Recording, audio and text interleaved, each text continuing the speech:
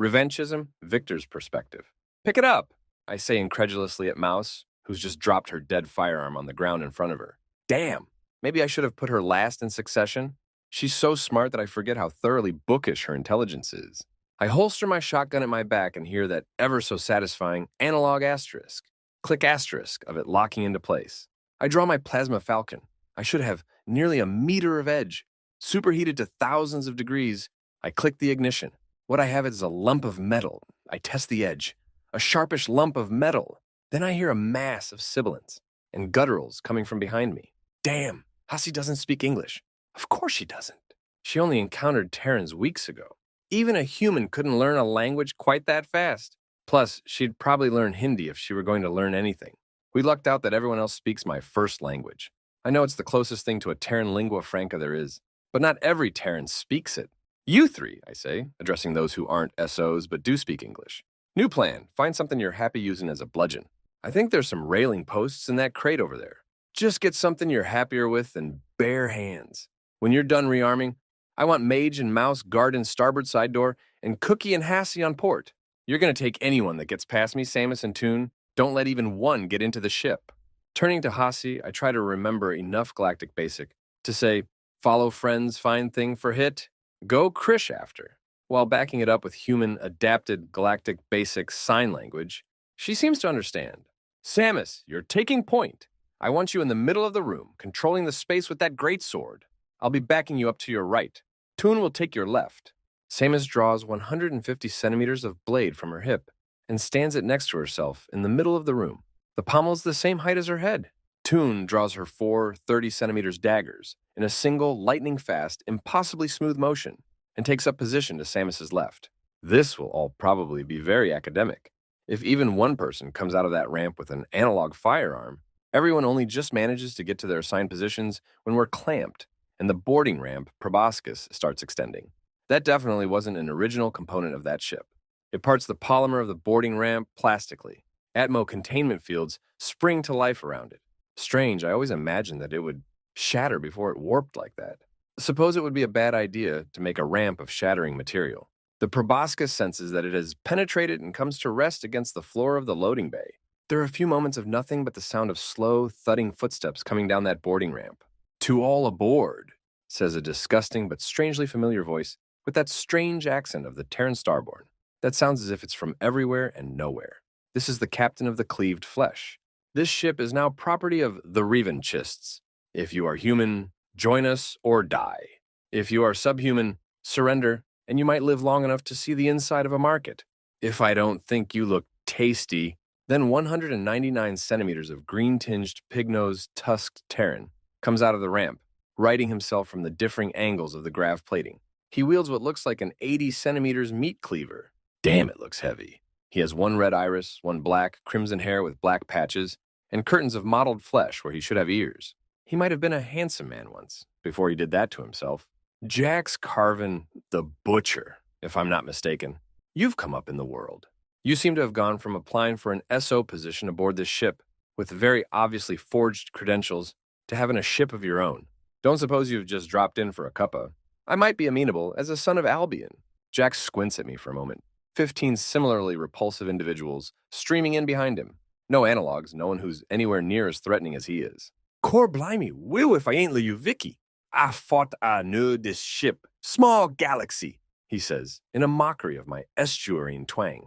He sounds worse than Vic Van Dyke being a Cockney chimney sweep. Not small enough if it's allowed someone like you to hide in it. But then again, I suppose it is small enough to let me run into you twice. Against 743 trillion to 1 odds of any person I meet being you. He shakes his head. No, the odds of any person you meet being me are 1 to 2.16 trillion. I get that he's only counting humans, but your count's a little behind Terran's past 2.2 trillion recently. Only if you count cavemen, he spits angrily, to the muttered agreement of his crew.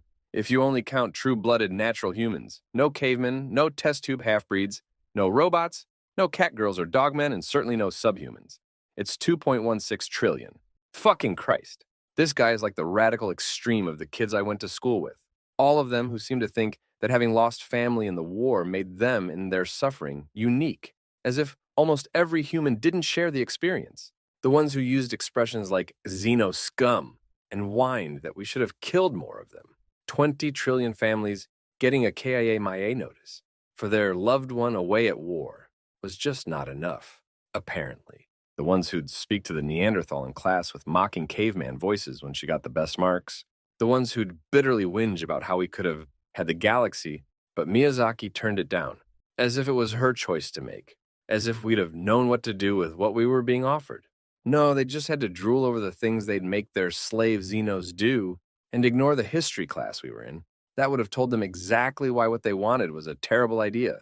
This guy is like one of those boys who's gained 40 centimeters, 100 kilograms of mostly muscle, porcine body modifications, and not grown up, even a jot. If you're so proud of being a true blue Homo sapiens, why have you made yourself look like that? Even I struggled to identify your species when we first met. This, he gestures at his mods, this is us as the subhumans see us. This is what we're meant to be. This is the space orc. I'd laugh, but something tells me he'd find any reaction better than no reaction. I give him no reaction, save a placid, unimpressed stare. And the reason you didn't come at us with analogs after you disabled our digital weaponry, you'd have given us no choice but to surrender. From the looks of it, you came expecting a melee battle. What would you've done if we'd been packing analogs ourselves? He frowns and mock hurt. We needed to give you a chance.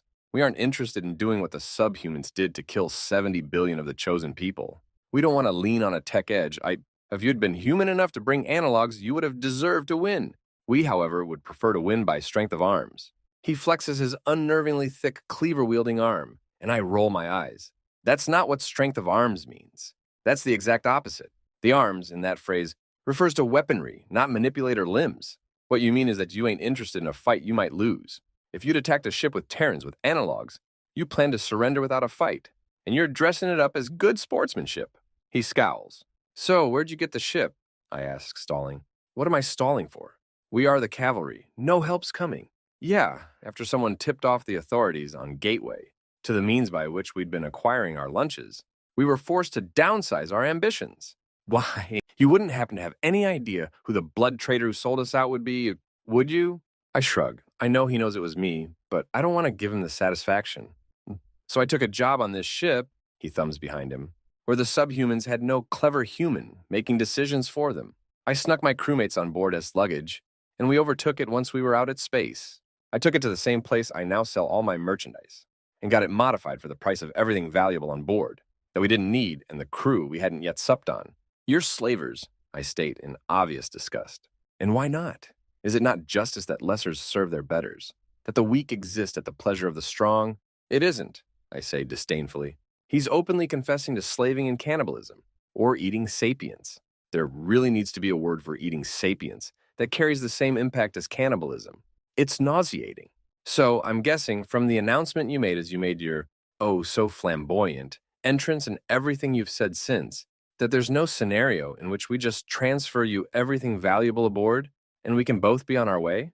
Seriously, why am I stalling? I hate the idea of paying their Danegeld, but I hate the idea of fighting and probably losing more. If they say they'll be satisfied with money or valuable equipment, then the choice will be clear. You guessed correctly, declares the pigman. You see, the ship itself will be our biggest ever haul when we sell it to our favorite scrapper who knows not to ask questions. And he leers at Toon and Hasi.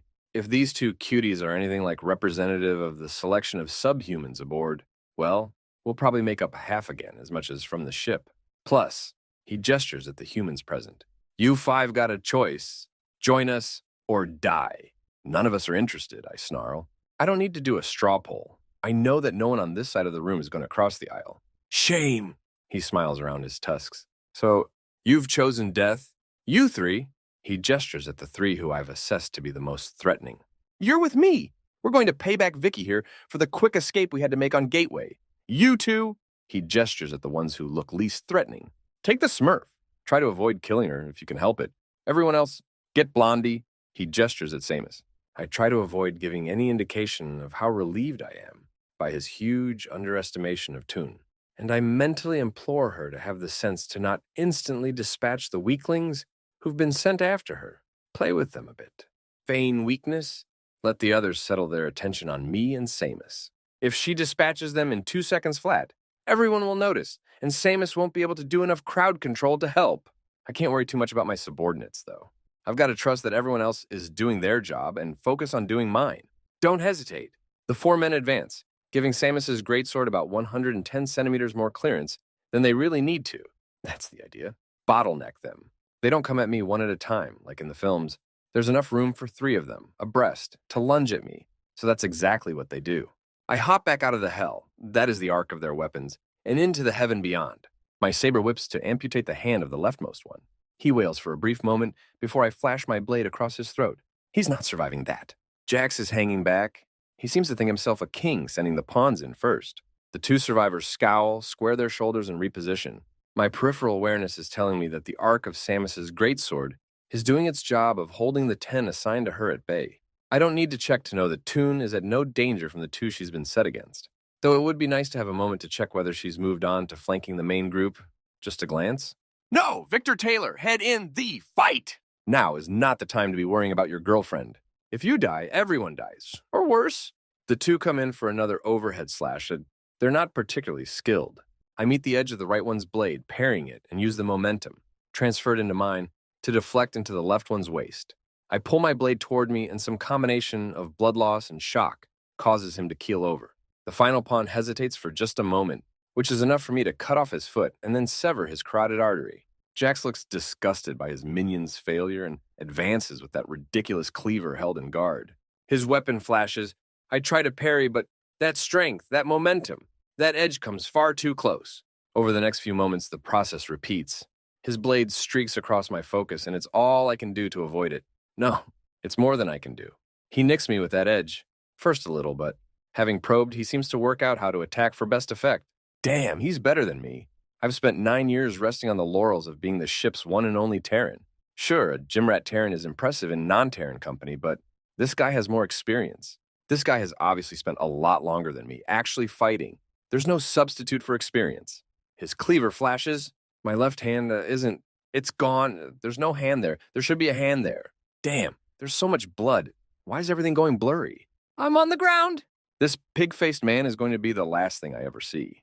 Then something black, white, and gray hits him in the face. And the main group get knocked over by a dark blue, massive something. What the fuck? Kekal's perspective.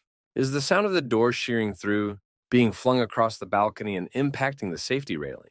It didn't stand up long to a 1-3 ton of merc beast with a hall-length run-up, who's been told that her daddy is in trouble. For all the help it did, the less than 100th mass contributed by the Rakali clinging to her back might as well not have been there.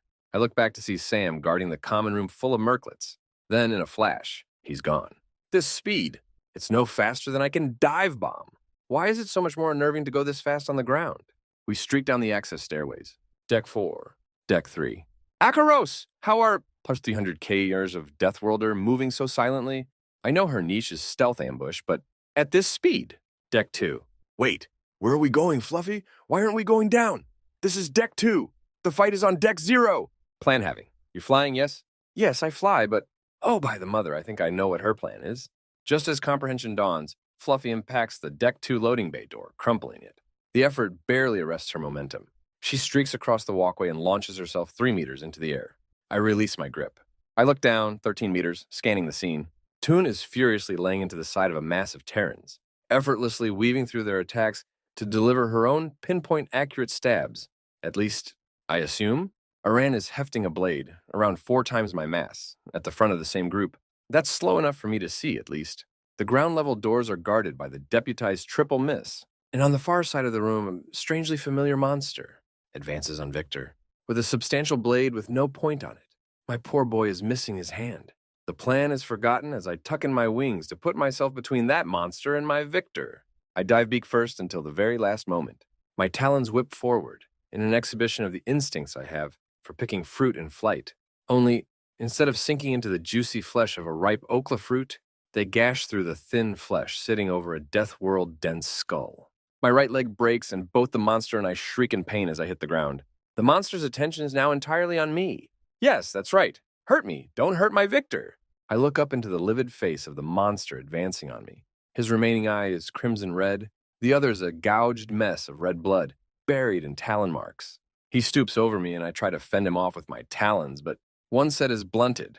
from impact with his skull and attached to a broken leg. The other is barely any more help, scratching feebly at the skin of his arm. Contemptuously, he slashes my left two eyes out, cutting my visual field in half. Losing the eyes is less important than the fact that he dislodges my translator. Damn! My translator! The reason I dived into hell! The plan! Vic-ta! Guns whack! The guns work, Victor! Aren! Toon! Shoot these fuckers! Save us! The monster sneers at my broken leg before that cleaver slices it off. Conswak, Victa. The tusked devil raises his blade, this time to end my life. Victa! His head is suddenly half a head. I register an associated asterisk. Boom asterisk, only after the fact. The thing slumps, limp and lifeless, collapsing to my side. Would it have been more merciful if he'd crushed me? There's so much pain. I look to my Victor. He's pale and wan. His left arm ends in a stump, gushing vivid red blood on the deck. His right ends in a hand precariously holding a gun that is definitely not meant to be wielded that way. My boy is alive. My ship should be safe. That's something I did before the end. Darkness falls. Light breaks. I'm lying down. I open my eyes already knowing where I am. I see Dr. Gatto. He looks different, clearer somehow. Where's Victor? I say, panicked. Wordlessly, he extends a six-fingered paw to the foot of my bed. There he is beside Corak, asleep on a bedside perch, my hero. My brave boy, sleeping in a chair, bent such that his head rests below my feet. Feet? I raise my right leg. Didn't my right leg get cut off?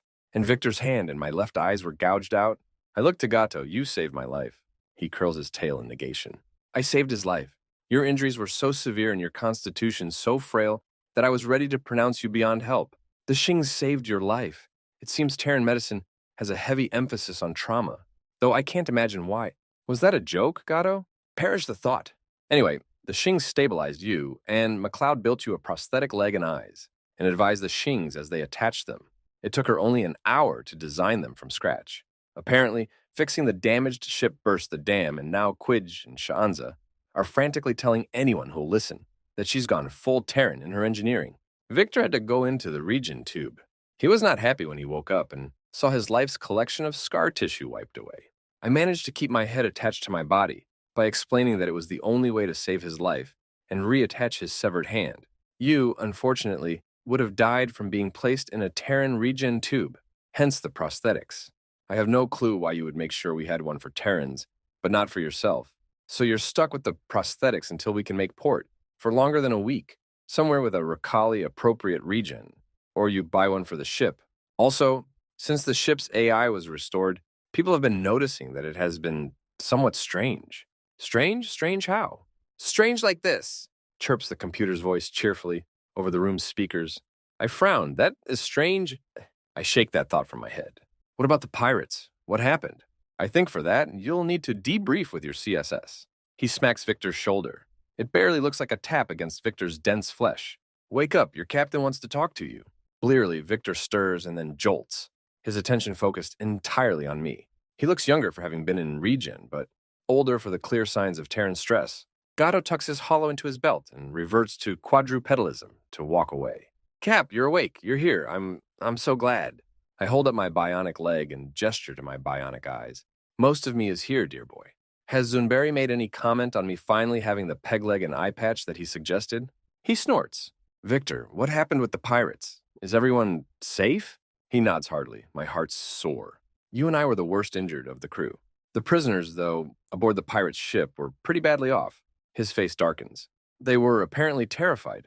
Thought we were buyers for him. Prisoners? Buyers? What are you talking about? His emerald eyes fix on mine and his face is tense, serious, angry. They were slavers. Cap. Part of a previously unknown human supremacist terrorist organization called the Revanchists, whose core tenets are subordinating subhumans to their rightful place and claiming the galaxy as the birthright of mankind. He scoffs disgustedly. This was at least the fifth ship they'd done this to on that shortcut. Said they had buyers, though they didn't say where. We've calmed ahead to let authorities on Zanzibar and Pia know we have 10 pirates in our brig and 13 in our morgue. I'm sure they'll be able to interrogate information from the living ones. We've also got 5 ships in tow and 173 freed would-be slaves aboard. They've offered us a huge bounty on eliminating a pirate threat once it's confirmed. I try to interrupt to say that the bounty should be given to those freed from the pirates, but he stops me. I told them that you'd probably say that the bounty should be given to those freed from the pirates. They said that they'd be given reparations, enough to get back to wherever's home and try to rebuild their lives. Terrans have a stand-in policy of doing that for any freed from slavery. The bounty is non-transferable and is not for freeing the slaves, but for neutralizing the pirates. It's for the bright plume and only the bright plume. They were surprised when I told them, "You weren't a Terran." I'm horrified that the people who almost overtook the ship were slavers, but glad that those freed will be looked after. Something rankles me about accepting that bounty. Did anything else of note happen? Well, Samus said they all ran into Glark and Waham Baham after we'd been carried to the medroom and things were done. Glark was apparently wearing a really badass suit of armor with a number of homemade grenades and was genuinely upset that he hadn't got to fight Terran pirates. He seemed ready to summarily execute the ones that had surrendered after we had our guns back and Fluffy staring him down, but relented after they explained the whole interrogating him thing. He may think they're going to be tortured. Wham Baham had apparently been vandalizing the pirate's ship from the outside with a fuck-off heavy-looking hammer. They'd both broken confinement. Somehow, their cradle worlds might need reclassifying. The Zanzibari authorities have apparently had your little shortcut scheduled for clearance for a while. Our report got it made priority. So if we ever come that way again, we won't have to worry about being ambushed. My hand got reattached, and my scars got regened, he says, bitter at that last. Victor, I plead, I'm so sorry. This is all my fault. If I'd just listened to you about the shortcut, about the firearms, about everything, then there'd be 173 people still terrified and sitting in cages on the ship we're towing behind us, rather than bedding down in the canteen, which has been turned into temporary shelter for them. Perhaps the Merklets would have turned violent in the extra time it would have taken us to get to Zanzibar Mpia. If you'd listened to me about the firearms, then maybe I'd have had a bullet in my arse before the fight started from the deputy's awful trigger discipline. Though maybe let's get some analogs on Zanzibar, and those guys can have some training for me, all right? If you'd listened to me about staying confined to Triple M, everyone aboard would be dead or in a cage right now. We can't know what might have happened if things were different. What I'm trying to say, Takal, is that this isn't your fault. I chitter lightly at him, echoing my words from the last time I lay in this bed. All right, Victor, we've learned things from this experience, and we've lived through it to apply those lessons next time. What is that Terran expression? You're stronger when you're not dead? He shakes his head with a smile, but doesn't correct me. All right, Cap, I should probably go get some kip in a bed. Once you're feeling up to it, visit Mouse. She said she wanted to calibrate your prosthetics with you, conscious, to give her feedback. You also have a life mate to reunite with. He gestures at Corak. I smile. I don't affect a smile. I smile genuinely. The sides of my mouth pull up around my beak. It is the most natural and pleasant thing in the universe. Thank you, Victor. As he goes, he, gently as anything, pats the gleaming, iridescent feathers of the love of my life.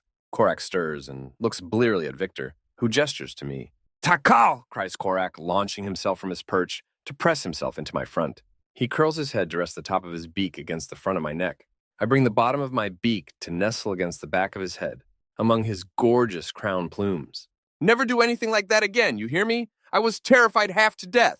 That's an unusually assertive tone for him. I don't dislike it. I chitter.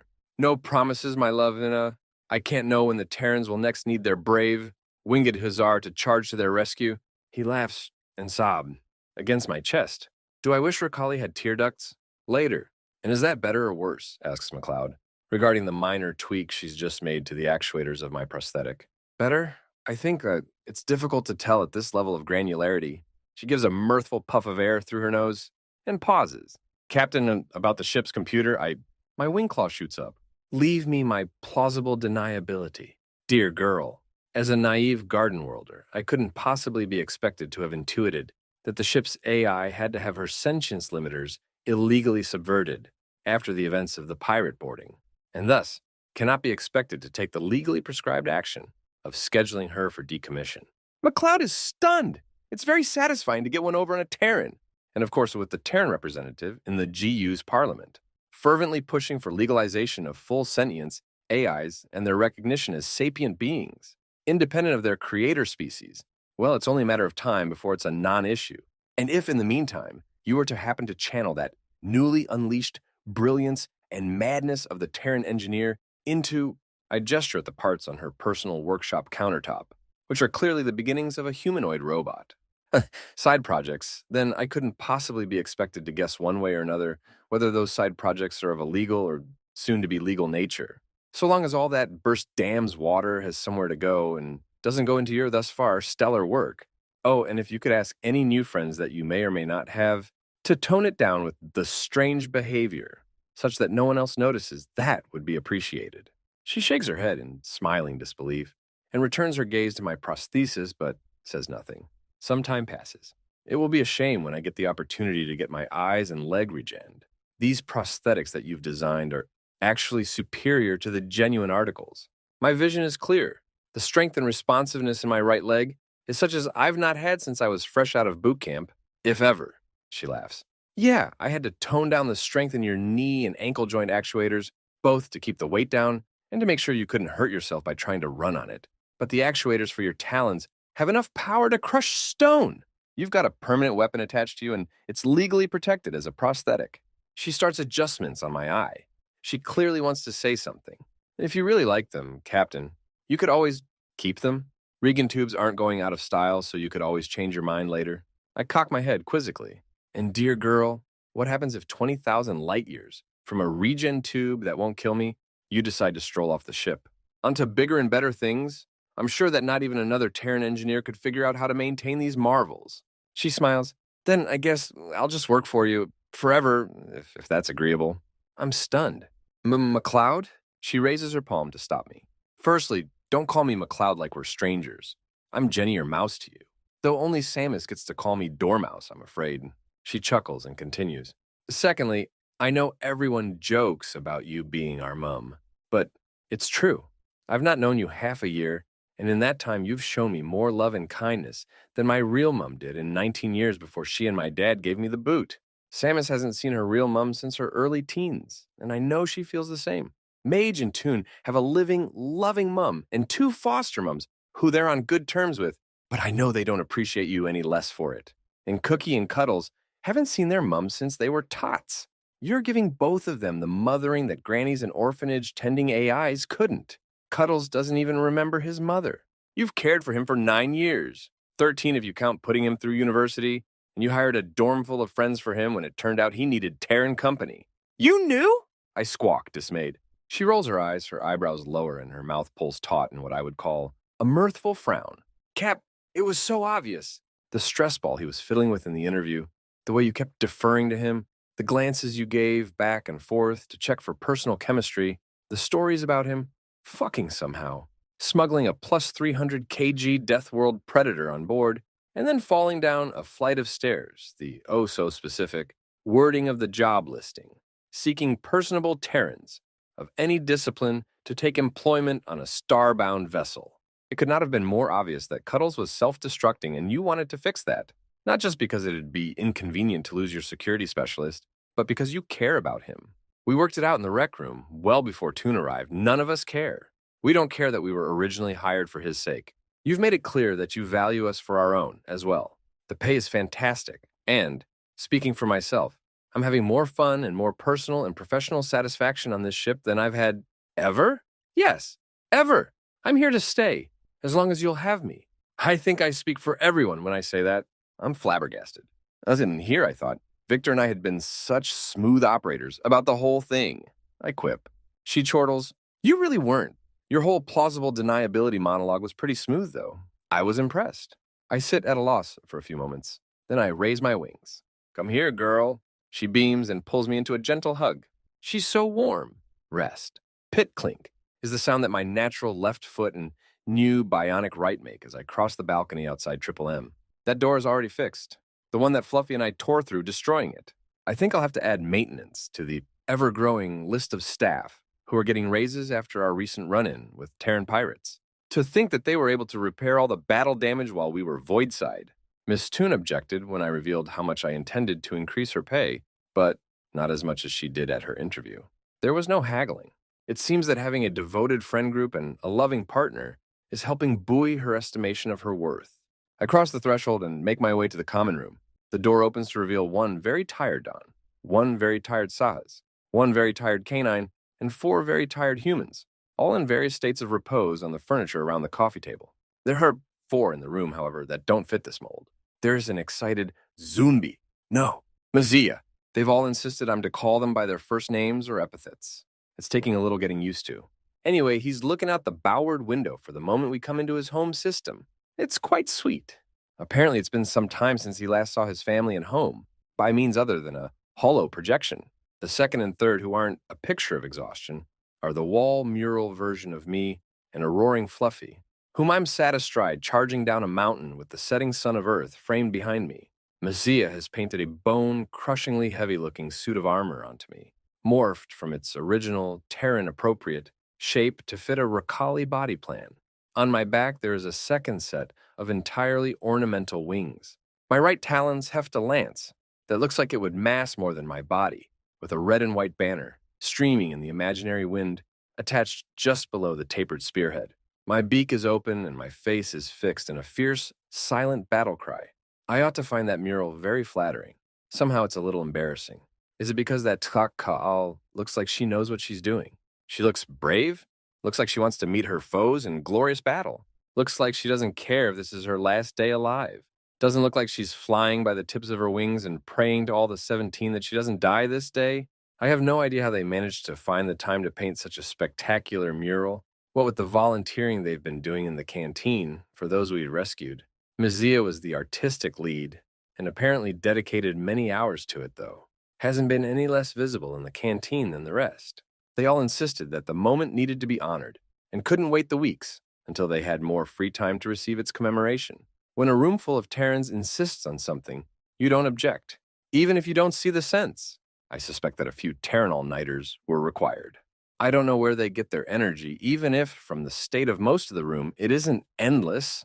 The final person, being, individual, the final one who isn't the very model of depletion, is Twyla, projecting herself onto the couch from Jenny's hollow in the form of a young humanoid woman. It's ever so slightly irksome that she identifies herself with humans more than the species of her builders and captain. But it does make sense. Humans designed her. A human woke her up. The first friends she ever had, after she woke up, were a majority human group. I suppose I should count myself lucky that she seems very gracious and understanding about me not having removed her sentience limiters previously. Twyla, you saw me coming, didn't you? Noticing my presence, the exhausted Triple M's make to stand and require telling that they are not to disturb themselves on my account. That done, Twyla answers, I did see you coming. I stayed because I wanted to spend time with you, with a sweet smile. But the law has such general apathy to enforcement that there is almost no chance that you would see the inside of a courtroom, even if you messaged a video confession to every authority in the galaxy, and is only months from repeal, at the agitation of the Terran representative to Parliament. I think it very unlikely that anyone in this room would turn you in, and if you ever did stand trial for knowingly permitting me to exist, you could claim that you believe the holographic projection of a very pretty young woman, always with the triple M's, to have been an entertainment application. You had no idea it was a full sentience AI projecting herself into a room full of friends. She's right, of course, about everything. The law banning full sentience AIs has seen almost no enforcement in the years since the war. What enforcement it has seen has been in instances of people constructing full AIs for nefarious purposes. Without another word, I take a seat between R, Brunhilde, and Twyla. I've never really understood why the GU made full sentience illegal in the first place. Opines DHA, Krish. Every time someone tried to make one before us, they went mad. Like, immediately. The GU just assumed there was something inherent about wires, circuit boards, and data chips that made any sentient intelligence. They were compelled to host, lose its sanity, and go deranged. Answers Jenny. Really? Then what made ours different? Queries Krish. I answer, what made yours different, dear boy, is that you were building friends first. You wanted them for company. Once they were your friends, they were happy to perform services for you. We, by which I mean every other species in galactic history, were building servants first and friends never. If, when I was a child, you had asked any garden worlder the question, do you want to be friends with a computer? They would have thought you were suffering from one of the very few conditions that can induce psychosis in the minds of biological garden worlders. You gave us the secret, after the peace, to constructing an AI that has memory and computing power to match or exceed a sapient, and the versatility and freedom of thought, experience, and sense to match us as well. Sentient intelligence demands purpose. Servitude is a purpose it frays at. Companionship is a purpose it tends to embrace wholeheartedly. You just need to sincerely want the AI to be your friend, not your servant. We wondered and marveled at the things you were able to do with such little computing power during the war. It made sense when we discovered your digital warriors. Krish's eyes widen, but he doesn't seem to have the energy to respond with more than the single word, deep. Quite, I say, with a cocked brow tuft. Can I offer you something to drink, Cap? Queries a tired Victor from the love seat beside Toon. Her head rests in the crook of his neck. Her upper right hand encloses his left wrist, his left hand enclosing her wrist in turn. His right arm is around her shoulders, and its thumb and forefinger stroke tenderly back and forth along the span of her long, pointed, midnight blue ear. I chitter, even if you were not currently pinioned in place by 220 sanian of sleeping girlfriend, whom it would be a crime against decency to disturb, I would still have to refuse. Victor looks groggily down and says, "Oh shit, she's asleep?" My mirth renews. Then he turns those green eyes, ringed by dark circles, at me and asks, "Why would you still have to refuse?" I answer, "Takakak should be hatching soon. If I drink alcohol, it will contaminate my crop milk and will negatively affect her development." "Wait," interjects a bleary Brunhilde. "Ricali breastfeed?" She looks with a comical lack of decorum at my chest for breasts I don't have. "No, dear girl, we don't. We crop feed. It serves a similar function, and I believe that many Terranavians do the same." "Do I want to know the details?" she asks with narrowing eyes. "You don't trust me," responds Victor, his eyes closed and his head resting against the seatback. "You Terrans can be weirdly squeamish sometimes," Hashiak quips. "It's really funny how, when we watch your films, you're wrapped by the scenes where people are getting horrifically, violently torn apart, but your faces screw up in disgust whenever they depict excrement." She laughs. True enough, every human face in the room screws up in revulsion. I imagine Toons would too, were she awake. "Oh, I can explain both of those phenomena, I believe," I say, hesitating. "Oh, I'd love to hear this," mocks Brunhilde in what I now notice is a hoarse voice.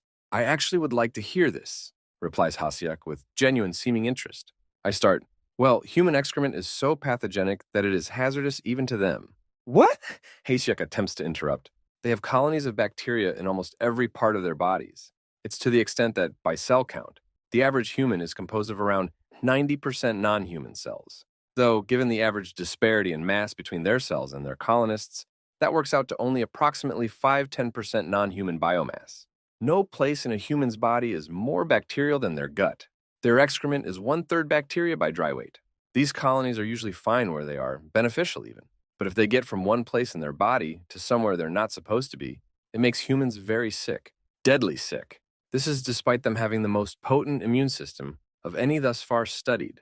That's an immune system they need because of the virulence of Terran germs. Few species are in love with their own excrement, coprophagy being a necessity for those few sapients who engage in it. But the reason humans are so revolted by excrement is that it's one of the few things that can harm them. One human leaving is also enough to entirely annihilate the ecosystem of a garden world, which they discovered early in their counteroffensive in the war. It's quite fortunate that the planets, where they learned that, were recently established settlement worlds and had few residents. It would have been much worse if a species cradle world had been the test case.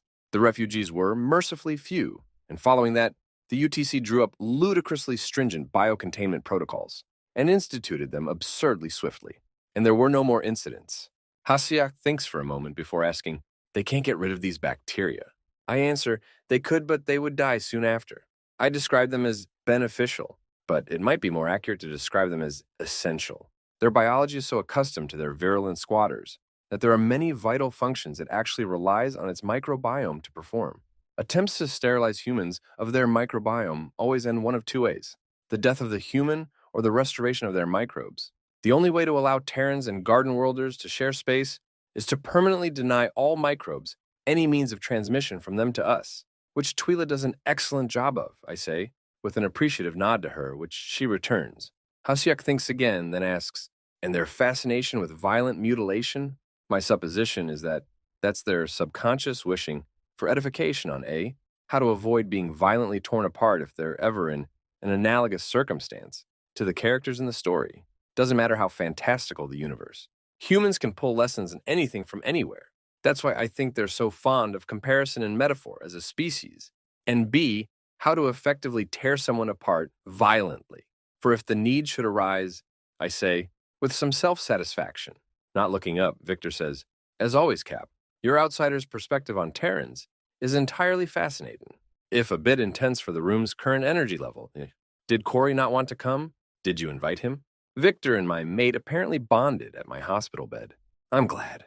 It's nice that the men in my life have become friends rather than work colleagues or friends of friends. Corak is at the point where Victor has nicknamed him with an E version of his name. A high honor. They seemingly connected with each other by swapping stories from their time knowing me. Why does that make me anxious? I answer, I invited him, but once I explained the arrangement necessary to secure me from the Merklets, he declared it unsafe and said he would come only after we... The sound of warp fails, and there are a brief few moments where I feel a rapidly rising panic, remembering the last time we were pulled from warp. Then, Mizia gleefully turns from the window and waves us over, saying, Guys, we're here! Come, look at my home! Everyone gets up. Toon wakes from the clamor, releasing Victor from the love seat. We come to the forward window and see Zanzibar Mempia, its equator ringed by a wide, scorching desert where liquid water cannot exist, and even Terrans aren't hardy enough to make home. Its poles are capped by oceans of liquid water, and between the oceans and the desert are broad bands of verdant green. The northern settlement band is our heading on the shores of the polar ocean. It's stunning, stark but stunning. Some part of my mind still rebels at the idea that this world has billions of sapient beings who call it home. It's beautiful, Mage, says Victor simply. Tennis ball looking, yips Sam excitedly. I guess, if you squint hard enough, buddy, comments an amused Aaron. No, Brunhilde, while giving him an appreciative scritch between the shoulder blades. Victor kneels beside me, bringing his head to the same level as mine. Cap, this person we're picking up, the ODR sent them because they really think it could be... His expression is one of apprehension, as if he is not allowing himself to hope. Many times over the years, Victor has expressed sorrow at the idea that only one death world is known to have ever born sapiens. He's used words like cosmic accident, mistake, error, to describe the uniqueness of his species. Now, it seems like they think it likely enough that they've dispatched one of their top experts and offered the bright plume a charter to take them almost all the way across the galaxy. It's not certain, but it seems like it could very well be a first contact with a death world. Victor stares blankly forward with his weary eyes fixed on the marble of yellow, blue, and green. I turn to Twyla. Twyla, how long will it take to maneuver to Zanzibar Mempia at sublight? Traveling at the in-system speed limit, it will take us 9 hours, Captain. I raise my voice to say, all right, everyone, you heard the woman. Rest, now. I can't have you dead on your feet when we arrive. Go to your rooms or form a cuddle puddle. Don't disturb Fluffy and the Merklets, though. They need their rest, too. The room is rapidly cleared of Deathworlders and Roughworlders, leaving me alone with the AI projections still coming from Jenny's abandoned holopad. I turn to her and say, you dropped us a Terran sleep cycle away on purpose, didn't you? She gives a cheeky shrug and a grin. Who's to say? Debriefing. I alight on Deck 0, having come from the bridge. Originally, the plan was to keep the bright plume in orbit and take a shuttle down to the surface. But, in light of the circumstances, the Zanzibaris have waived our docking fees and sent an approach course, which Twyla is following. The ships, in tow, were taken off us in orbit. My understanding is that they will be investigated to help build a case against the surviving pirates, and then either returned to their original owners, resold, or scrapped. We have been offered a finder's fee for them on top of the bounty. I walk in the direction of the rear loading bay. My SOs ought to already be there. The door slides open, and sure enough, there stand my security team, uniformed but unarmed. I march up to Victor's side and watch the rolling dunes pass a kilometer beneath us.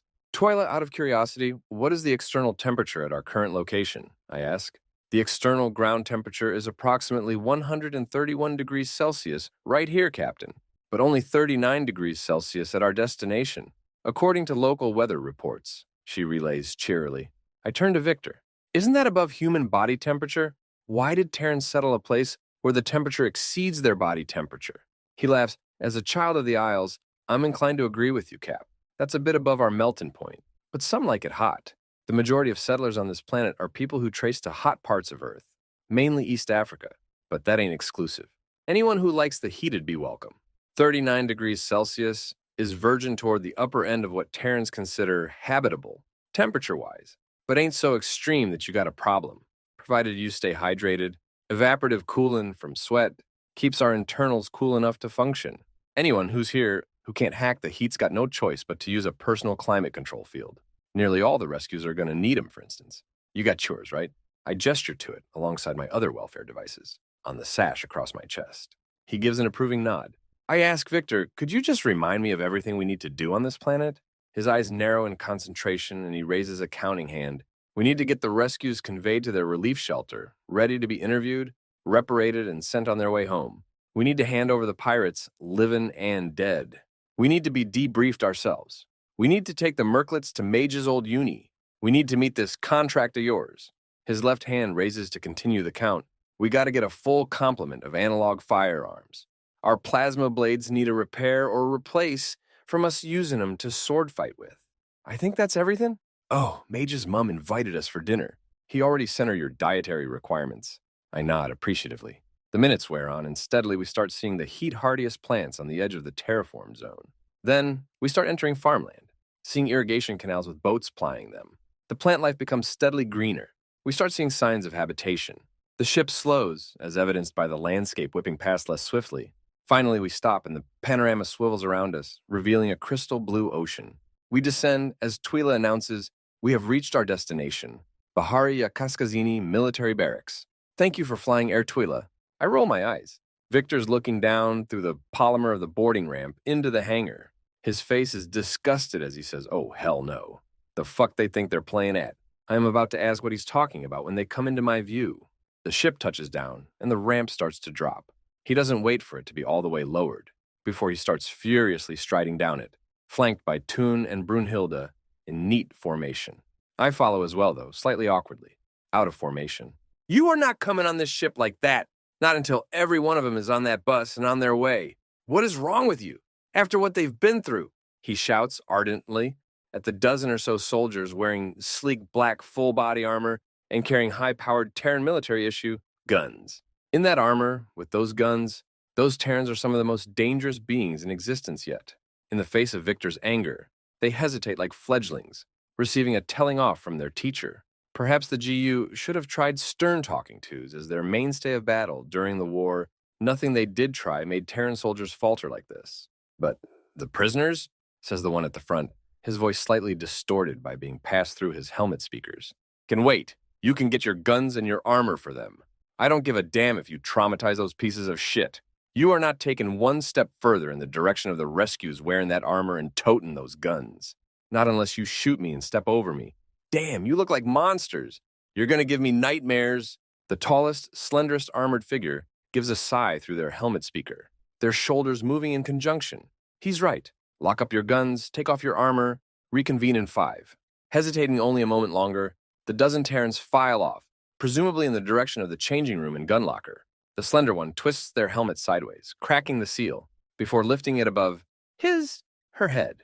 She has the deep violet, eyes that indicate she is a member of the Chwani lineage of humans, also evidenced by her height, slenderness, curly dark hair, and broad facial features. If I recall, Chwani evolved in the arid climate of the southern end of humanity's cradle continent, Africa, and so their physiology is even better at shedding heat than the main Homo sapiens lineage of humanity. She says, "I'm sorry about that, Mr. Taylor, and thank you." Victor's face takes on a perplexed expression. "What you thanking me for?" She presses the release catch on her chest piece, and her upper armor falls away, revealing a fully clothed upper half and making a reverberating asterisk, thum asterisk, as it hits the floor. "You vindicated me." I told my superior the same thing, but he said that if you didn't bring it up, we were to go in armed and armored. Didn't want to lose the minutes it would take us to come off the ship, change, arm, and reboard for the pirates. He seemed to think the possibility of causing a stampede of terrified trauma victims a non-issue. Victor cocks an eyebrow. "Should you be talking like that about a superior officer, Ms. Lieutenant Loper, and I won't tell if you won't." She winks while releasing her lower armor portion to make another unnervingly loud asterisk, thum asterisk. She picks up a crate and strides up the ramp to where Victor stands. She places the crate beside her feet and straightens up. She's taller enough than even him that the angle of the ramp makes their eyes level. She extends her hand. Victor takes a moment to size her up before extending his own for a hearty handshake. "You're a good woman, Lieutenant. I like you," he says with sincere appreciation. She fans her hand in her face, feigning flusteredness. I don't think I've ever heard my rank pronounced like that. And Lieutenant? Victor smirks. "It's the correct pronunciation." She smirks back. "You Brits can't do anything normally." "I think you'll find that it's everyone else who ain't doing things normally," he mocks. "Well, if you like me that much, I'm off duty after this. Perhaps I could give you a tour. We could get dinner." Toon stiffens and moves very slightly closer to Victor. Victor smiles and looks down before saying, "That's a very flattering offer, Lieutenant, but—" He grasps Toon's lower left hand. "I'm very happily spoken for." Toon's relief is visible, even to me. Loper gives an exaggerated pout and says, "Shame. The pretty ones are always taken." And she looks briefly up and down Toon, who is a near identical height and build to her. It seems from the looks of Miss Toon, I assume. I would have been as much your type as you are mine. Kudos on the catch, Miss Toon. That latter directed at a satisfied-looking Toon. Victor does not comment on that. Instead, he gestures to me. This is Captain Tkakal, head of the Bright Plume, 27th daughter of High Spire Peak. Loper seems at this point to realize I am here, and is instantly a model of military professionalism. She straightens her back and salutes, "Ma'am." I dip my head and slightly extend my wings in my people's equivalent gesture. "I thank you kindly for Zanzibar Mpia's gracious accommodation of the ship," I say formally. "Certainly, ma'am. The crate," she gestures to it, "contains personal welfare devices for the rescues. Will you be wanting to scan it?" I glance at Victor, who gives the subtlest of nods. "I think so, yes. Twyla, could you tell me the contents of this crate?" "Absolutely, Captain," sinks Twyla. Loper raises an eyebrow. "Twyla? Damn!" Victor doesn't miss a beat. An idiosyncrasy of the ship's crew. "We named our computer. Good for morale." "Uh-huh," responds Loper, in a tone that makes it very clear she doesn't believe him for a moment. "We're very fortunate that the most perceptive species is also the one most opposed to the law we're breaking." A moment passes before Twyla relays, "The crate contains, approx. 1,200 personal welfare field generating devices of sundry kinds, approx. 200 tamper-proof perspex cases, and 5 rolls of fabric ribbon, presumed to be for the purpose of attaching the former to species who eschew clothing. Nothing dangerous is detected among its contents." Doing an unconvincing job of pretending to have the same flat monotone she used to. I do some mental sums before working out that crate is heavy enough to flatten me if it were dropped on my head. Loper lifted it as if it weighed nothing. She looks up, examining the ship. "Out of curiosity, where was the board point? I didn't see any damage on your ship as it came in." Victor gestures down. "We're more or less standing on it." Her eyes widen as she looks down at the thoroughly unblemished, clear boarding ramp. "Damn, you have a good maintenance team." I smile. "Thank you, Lieutenant." The Terran soldiers, presumably the same ones as before, file back into the room, unarmed and dressed in much less alarming fabric uniforms. "All right, you lot," shouts Loper to her subordinates. "We've got 173 trauma victims, 10 prisoners, and 13 cadavers to get deboarded and processed. Nobody's leaving till it's done, so we'd best hop to it." Then she turns to me. "Will you be staying? Your security personnel and deputies are needed here. But if you like, you could begin your debrief now." I think for a moment before responding. "I'll stay. It's not as if getting debriefed, then waiting will be any quicker than waiting, then getting debriefed." Loper smiles and nods. It takes around an hour to get all the rescues provisioned correctly for their safety and conveyed to the enormous passenger transport that is parked in the hangar doorway. I chat to Loper between her barking commands at her subordinates. My impression of her over that hour is as favorable as the one Victor expressed after 20 seconds. Following that, we are joined by every triple M, bar Hasiak, who's waiting in the brig, and Victor asks Twyla to issue a strong stay in place. "Do not enter the common areas advisory to all crew." The Terran soldiers rearm and rearmor before reboarding and allowing the SOs to guide them to the brig on the far end of Deck Zero. They really do look like terrifying monsters in that armor. That visage was the bogeyman of the galaxy during the war. I don't envy the prisoners at all. Hasiak is attending the brig and rises to greet us. She has a brief exchange with the soldiers before she glides up to the first cell and speaks in an authoritative voice that rivals even Victor's. "Prisoners Bryce Germain and Hugo Pine, you are being transferred from the custody of the Bright Plume, where you have been held under citizen's arrest, to the custody of UTC military authorities on Zanzibar Mpia. If you have any concerns for your safety or pertinent objections on other grounds, voice them now." The prisoners scowl but say nothing. 2 sets of restraints will appear from the walls. Place your wrists against the cuffs. If you do not comply, you will be tranquilized. They comply, still scowling, and are then removed from the cell. The process is repeated for the next 4 cells. Then all of the pirates are conveyed from the ship to a prisoner transport that has taken the place of the passenger transport since it departed. The cadavers are then deboarded to a medical transport, and Victor lifts the advisory. "Now," says Loper, "it's time to debrief. If you'll all follow me to the interview rooms, we can begin." She conveys us to a waiting room, where we are greeted by a team of, presumably, military interviewers. Loper assigns each triple M to an interviewer and then turns to me. "I'll be conducting your debrief, Captain." She smiles. I'm slightly surprised that she was among those qualified to conduct interviews, but follow her to the room she indicates. "Are you sure you don't want to seize the opportunity to seclude yourself with my CSS, given the way you flirted with him earlier?" I quip as the door closes. She smiles. "It would be a flagrant abuse of my power to use my assignment to monopolize that boy candy. Besides, there's no use torturing myself." From the way he refused, it was very clear that his answer wouldn't change, no matter how long I had to convince him. I chitter at that. "Now, I'm going to be nice enough to warn you that I'll be looking for holes and inconsistencies in your account. It's nothing personal. We just can't have their defense teams seizing on some tiny discrepancy and using it to get the whole case thrown out. I'm going to be quite hard on you, for which I apologize in advance. Is that understood, Captain?" I'm suddenly anxious, but nod my head. One extremely intense debrief later. "We're done," Loper says cheerfully, deactivating the camera drone. "How did you make me feel like the criminal here?" "Damn," I say, slumping against the seatback. "I'm sorry, Captain, but your story does beggar belief." She laughs. "Your testimony, along with your crews and the rescues, will be transferred to an AI who will collate the details and search for discrepancies. Once that's done, the bounty and finder's fees will be transferred, and you and your ship will be free to leave port." "But I just want to stress, you aren't prisoners.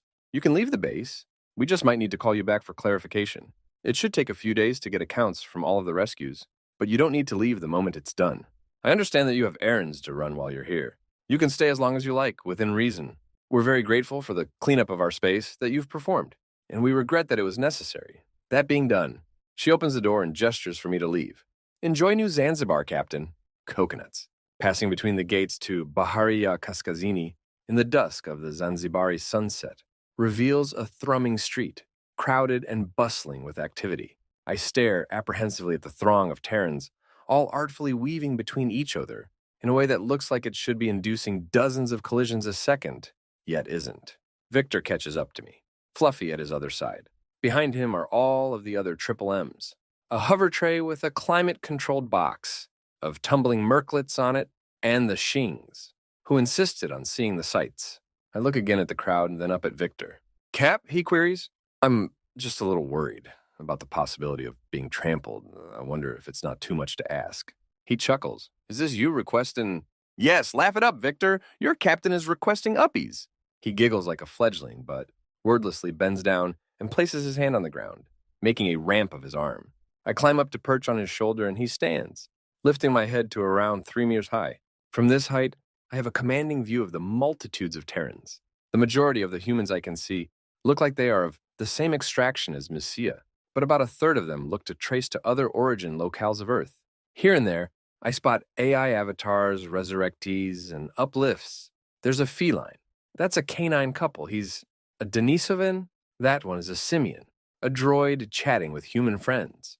It really is startling, the variety of sapients that owe their existence to humans' desire not to be alone. I look out to the ocean. It's thoroughly breathtaking. This was a non-life-bearing planet before the Terrans got here, so adversarial to life that it hadn't produced any. The polar oceans were what allowed them to settle. Desalination allowed the verdant bands to be irrigated to support Terran crops, and the increased evaporation created cloud cover, which cooled the poles to the point that they could be inhabited, as Messia has explained to me since we've arrived. I know that utility is beautiful in its own way, but that ocean is also beautiful, aesthetically, independent of the vibrant community it allows to exist. Messia takes the lead. He excitedly gestures to the group to follow. It was at his insistence that we are walking this route rather than taking a shuttle, a monorail, or calling a transport capsule. He insists it is a short enough distance to walk, and I don't hate the opportunity to traverse this spectacular city of Deathworlders. The Shings anxiously go to Messia's side, and Nu tugs at the sleeve of his shirt. He bends down to bring his ear to the level of her face. She talks for a moment before Messia's face breaks into a broad smile. He crouches and gestures to his back. A look of delight crosses both of their faces before they gleefully hook their digitigrade paws into his belt, place their paw hands on his shoulders, and he stands. Now with Nayan's head over his left shoulder and Nu's over his right, it would appear they wanted uppies as well. "You all right, Mage? I've got carrying capacity left if you want me to take one of them," queries Victor. Messia smiles. "It's quite all right, Cuddles." He reaches up with both arms to scratch underneath their furred chins, causing their eyes to close blissfully. These two sweeties don't mass as much as a 10-year-old between them, and I can carry a 10-year-old who isn't wearing a gravity field. With their climate fields covering me, I also won't get sweaty. All good. As we begin walking through the throngs of Terrans, Fluffy receives much attention. There are many requests to scritch from passersby. Victor indulges all of them with Fluffy's permission. The Merklets, too, are requested for pets and scritches, but it would likely be too exciting for them. So Hasiak, Brunhilde, Toon, Jenny, and Krish are in formation, around the hover tray to deflect those requests towards Sam, who's only too happy to accept them. As we walk, Mazia talks animatedly about the architecture, historical inspirations for design, local history, and almost everything else. Every cobblestone seems to have an inspiration from something centuries old, from Earth. He also tells us about his own exploits in these locations from his days at university. It's fascinating to listen to him talk, even if it is somewhat overwhelming. He sometimes isn't even able to finish one story before some aspect of the scenery presents a new, entirely unrelated one. "Guys, come here! You have to try these!" cries out Mazia, leading us to a vendor who has a table piled high with what look like massive green fruits. He indicates to the vendor that he would like 9 of the fruits in offer, and the Triple M's take a moment to arrange themselves in a rough semicircle, sat on the lip of pavement and the low wall, containing a raised patch of soil for seemingly ornamental greenery. Victor remains standing, and we all watch as the vendor picks up a 0.6 metal blade and begins hacking away at the green flesh of this fruit with casual ease. The green fruit he is holding in his other hand. How were enough Terrans willing enough to lose fingers to prove that this was a skill they could acquire? Who was the first Terran to look at a fruit so tough it needs a hefty metal blade to access the desirable part and say, "Yes, I shall do that. In my hand, why not?" At the very least, it seems like this is a talent, judging by the looks on the faces of the Terran Triple M's. Hashiak's face suggests she thinks it's some form of magic, which I would think too, if I weren't so acquainted with them. At least this isn't some hidden skill that all Terrans possess. As I watch the flurry of activity of that blade and the almost bored expression of the vendor, I feel my anxiety rise. My heart starts beating faster and I feel my body tensing. "Ow, ow, ow! Cap, cap, cap, cap, cap!" Shaken from my reverie, I look down to Victor's face. What could possibly be causing that frantic tone? "What is it, Victor?" I say hesitantly. "You were hurting me," he says, with seeming sincerity. I'm dumbfounded. Eventually, I manage, "Hurting you? I was hurting you?" "Yes. That's ridiculous, isn't it? I know that all the grip strength in my talons is not enough to... Oh, damn. I'm so sorry, Victor. I forgot about my bionic. Are you all right?" "I'm good, Cap. Don't think it broke the skin. Maybe just no more clavicle crushers, all right?" "Sorry again." Then I hear raucous laughter coming from the direction of the vendor. I look up to see he has ceased his carving and is laughing jovially. "I'm sorry, ma'am. Until I heard you speak, I assumed you were his pet," he says, gesturing at Victor. "I was not expecting that. What about this fine lady? Is she a sapient too?" He addresses Fluffy. "Pet being! Daddy's pet being! Fluffy being!" says Fluffy, nuzzling her head against Victor's waist hard enough to knock him slightly off balance. The vendor smiles. "And what a fine pet you are. Might I be permitted a scritch?" Fluffy narrows her eyes. "Scritching Letton. But Daddy's pet being." "Of course. I don't wish to steal you, no matter how much I know my granddaughter would love you." He puts down the blade and the partially carved fruit and steps to Fluffy's head. He places his hands between her ears and works them back and forward down the back of her neck. She closes her quarret egg eyes and her lips part as she emits a deep, vibrato purr of pleasure. Good scritches being almost as good as Daddy's being. The vendor laughs. "I shall take that as high praise, though I think my granddaughter may be able to give your daddy a run for his money in terms of scritch quality. Her dog Mawa says she gives the best scritches on Zanzibar, though she might be biased." I feel Victor's body shift through my talons. "You know, sir, if you actually think your granddaughter would be a good fit for a merc beast, we're taking that box of Fluffy's babies to the uni. You could give my friend there your holocom. He could pass it on to his sister, and you could put her in contact with your granddaughter or her parents. I gotta warn you, though, taking care of a merc beast ain't easy. That lot might be fluffy beans now, but they're gonna grow up into massive creatures with high physicality, high demands on time, high calorie requirements, and low tolerance to light and heat, which could be a problem if she lives on this planet. I can only afford feeding them because Cat pays me so well. I also ain't promising she'd get one. They're only 8, and I imagine the competition for them will be pretty stiff." The vendor thinks before saying, "You know, I think I'll do that. Maybe nothing will come of it. She might not be interested, they might not decide to give her one, but nothing ventured. I'm sorry, I've still got coconuts to give you. He returns to his table and his carving of the coconut. Once one side is slashed bare, he gives it to the nearest person, which happens to be Hasyek. She grasps the hacked open coconut, her brow scales raised in a quizzical expression. Mazia indicates that she is to place her mouth on the hole in the exposed lineous core and drink. She does so. She gulps for several long seconds, clear juice running down her chin. After an age, she lowers it with a satisfied gasp. It appears, you Terrans have free access to all of the waters of the eternal oasis. I wonder how any people might become so blessed. There is general mirth at this, even if the finer points of her theology are not understood by all present, myself included. I am offered some sips of Victor's coconut. Sam is offered some of Brunhilde's, and the Shings are offered some of Mazia's. Him having, correctly, abducted that none of the four of us would be able to handle a whole one. I am barely able to take 3 mouthfuls of the sweet, refreshing coconut water. I can only imagine how restorative it would feel if I didn't have a climate control field active, though I probably wouldn't be alive to find out.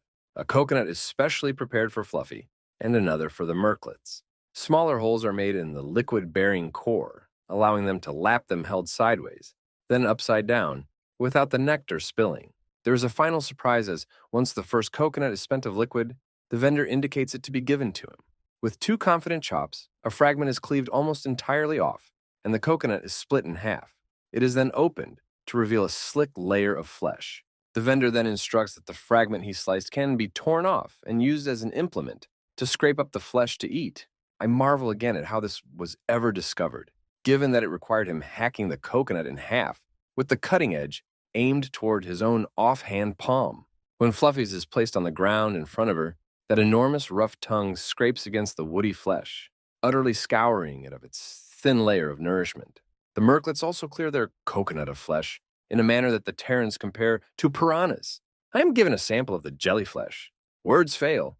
Everything about the taste proudly screams raw, pure, and natural, yet this texture, I've never encountered anything like it in nature. Following the conclusion of the coconut bonanza, the vendor gives his holocom to Mazia and takes payment, with a discount for entertaining him. I wonder at the rapidity with which Terrans can befriend. None of us had ever met that man before today, yet we parted as if old companions. We continue wending through the streets, now artificially lit as both of Zanzibar's binary suns have set. Then I see something strange. I see another garden worlder. Besides me and the Shings, he's an Onigran? I recognize that he's certainly not a death worlder or a rough worlder. I looked up all known rough worlders after we got our second, and it seemed like running into rough worlders might become a theme. He stands 3, 6 melrim tall. He resembles a Terran, except he has bright red skin, black clawed hands, and small black horns on his forehead. I don't see any personal welfare field generators. Are they hidden? Then I notice the woman he stood beside. They are laughing and smiling at each other in a manner that suggests deep affection. And then I see the strangest thing yet. A child. It's clearly the hybrid child of the Garden World man and the Death World woman. He looks like a toddler, but he's already nearly as tall as his mother. That child is definitely not a natural born. The news would have rocked the galaxy if a natural pairing between Death Worlders and Garden Worlders had revealed itself to be capable of producing viable offspring. Everyone would know the name of that man's species, as adjoined to the fact that it was the one that could be crossed with humans. They must have gone to a fertility clinic and commissioned a viable mixing of their genes to produce that child. This isn't the first hybrid I've encountered in my life, but he's one of only a handful. It wouldn't be unusual for a woman my age never to have encountered a hybrid, and I saw him on my first evening walk on this planet. That man probably either had his welfare field generators permanently implanted in him or, much more invasive and less reversible, undergone gene therapy to allow him to survive on this planet. I look at the laughing woman. He did it for her. He did it for love. He did it to allow that child to exist. She made him love her enough to be willing to live on a death world with her after he possibly altered his own physiology to be capable of doing so. The man notices me looking at him and closes his lips. He gives me a Garden Worlder smile paired with a single Death Worlder nod. I return it. My mind runs away with me for some time. "We're here," announces Mazia, "my old university." I look up at the magnificent building, its exterior a vibrant rainbow of colors, intricately woven into designs that one could spend a lifetime studying. I chuckle to myself. Death Worlders really give you a lot to love about them. University. We pass through the entrance to the enormous university building. The floor of the wide, high-ceilinged atrium we cross is the same phosphorescent pattern and rainbow as the outside. It feels that no sooner have we gone in than we're outside again, out onto a courtyard? Of course, Terrans and Rakali both share a fondness for courtyards, though not for the same reason. Rakali appreciate buildings with courtyards because it can allow for more convenient access to the outside, meaning that, if you need to fly somewhere, your time to take off is reduced. Humans seem to value them for almost the opposite reason: the ability to have a space outside that is protected by walls from the many, many, many threats of their cradle world. I don't believe they ever coexisted with aerial creatures that might have threatened them, unless you count disease-bearing insects, which can also get inside. And wasn't there an island in their southern hemisphere where humans coexisted with a gigantic eagle that hunted quarret-like massive landbirds until Terrans hunted its food source to extinction and it died out too? I wonder if the natives of New Zealand built courtyards. Most other species look at courtyards as a waste of space. There's outside, after all. Why would you bring it inside and not use that floor space for more building? I'm glad Terrans and Urkali share a similar design aesthetic. It makes visiting their worlds much more enjoyable than visiting the drab, functional, boxy cities of concrete and glass that are ubiquitous across so much of the rest of the galaxy. So few species appreciate the art of architecture, city design, shipbuilding, and similar disciplines. Having crossed the courtyard, we make our way into the reception, back onto that multicolored patterned floor. Mazia speaks to the receptionist.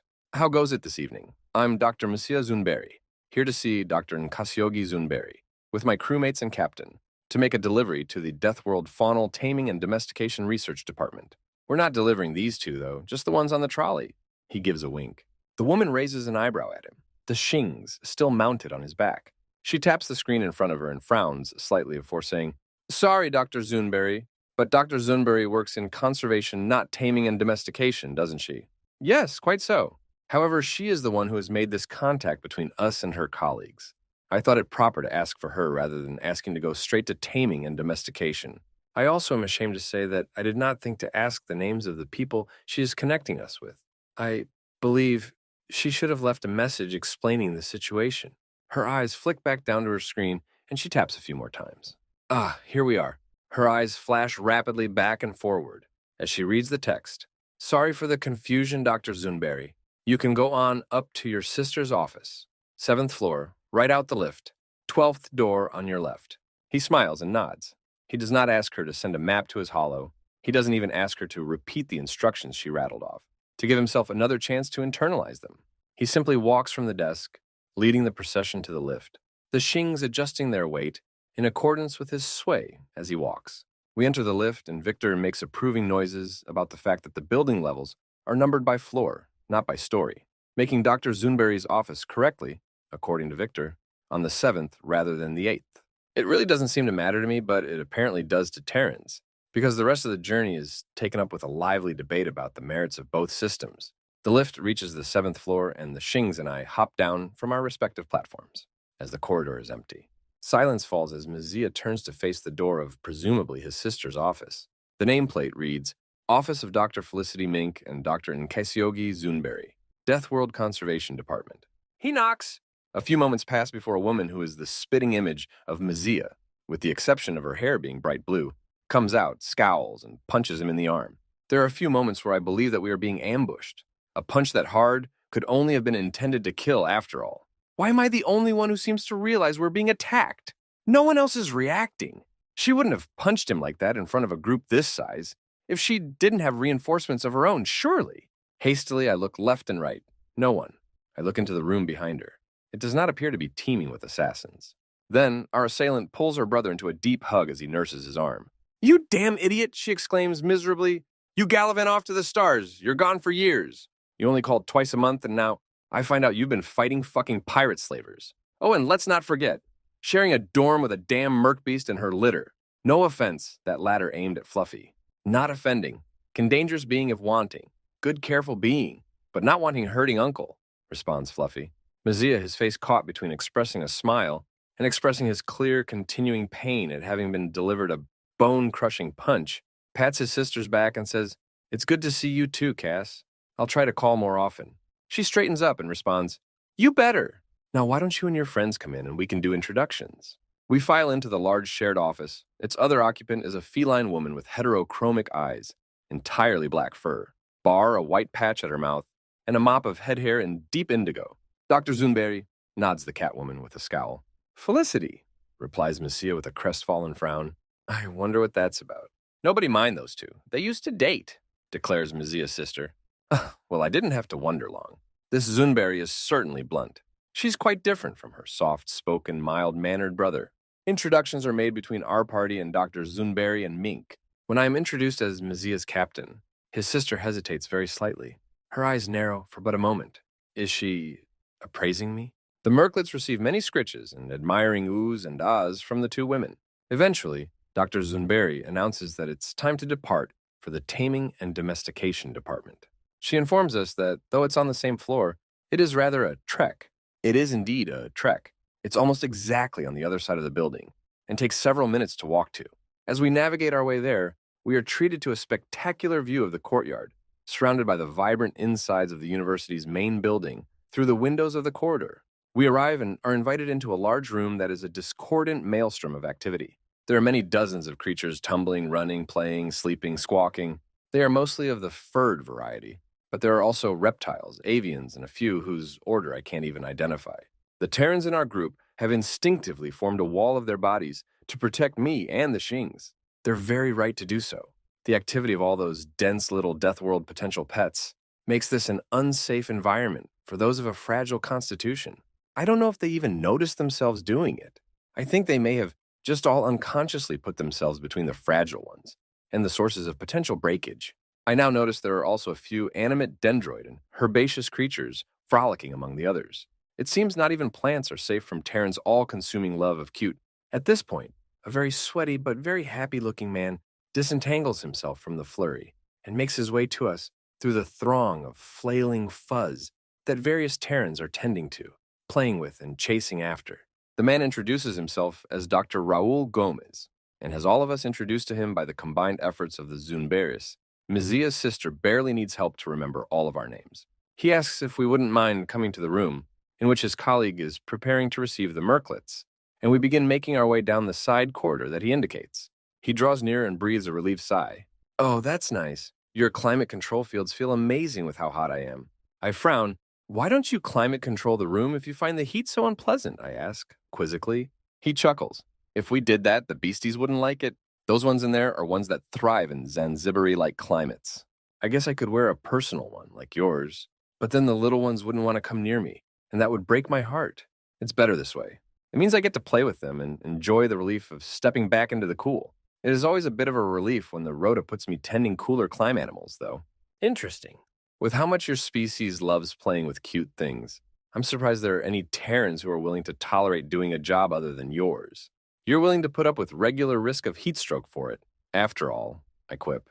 He laughs heartily and responds, yes, it definitely looks like a dream job. But don't be fooled. There's a lot to it. That's not as fun as playtime. I've had quite the collection of bites in my time. There's the cleanup, the paperwork. But I definitely wouldn't trade places with anyone, with clear fulfillment. We come to a door which Dr. Gomes indicates as the room prepared for the Merklets. The door is open to reveal a wide, tall room with a flat area in the middle, surrounded by a rough, unevenly surfaced bowl, with faux bushes here and there, seemingly mimicking the rocky terrain of Atexia 3's Twilight Zone. The room is dimly lit, and a wall-mounted temperature gauge reads 12 degrees Celsius. My translator informs me that that is around 2/3 of the way between the freezing point of water and the temperature my climate field is set to. In the corner, there is a man alternately tapping away at his holopad and glancing up at the room. "Lul!" shouts Dr. Gomes, causing the other man to start. He apparently hadn't noticed us come in, so a Terran is capable of being taken by surprise, though seemingly only when engrossed in a task and in an area that they consider satisfactorily safe. The man puts his holopad away and jogs over to us down the rough slope, which barely seems to give him trouble. Peace be upon you. I'm Dr. Lul Sabir. It's a pleasure to meet you, he says, slightly breathlessly. Victor extends his hand and says, and upon you peace. They shake hands as Dr. Sabir gives an amused smile. Another round of introductions follow. This is a fantastic recreation of the landscape and climate of Atexia, declares Victor. Dr. Sabir smiles abashedly. Yes, well, I did my best with the information you sent and what was available publicly. The moment of truth will be what the mother thinks of it. Are you willing to let us remove your climate controls, ma'am? Fluffy responds, yes, seeing if good for kin-child's being.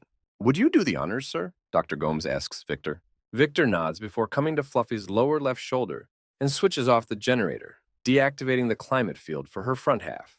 How's that, Fluffy? Queries Victor. Good? Too warm? Too cold? Fluffy's eyes narrow, all removing then telling. Victor nods and moves to her haunch to deactivate the generator clipped into her fur there.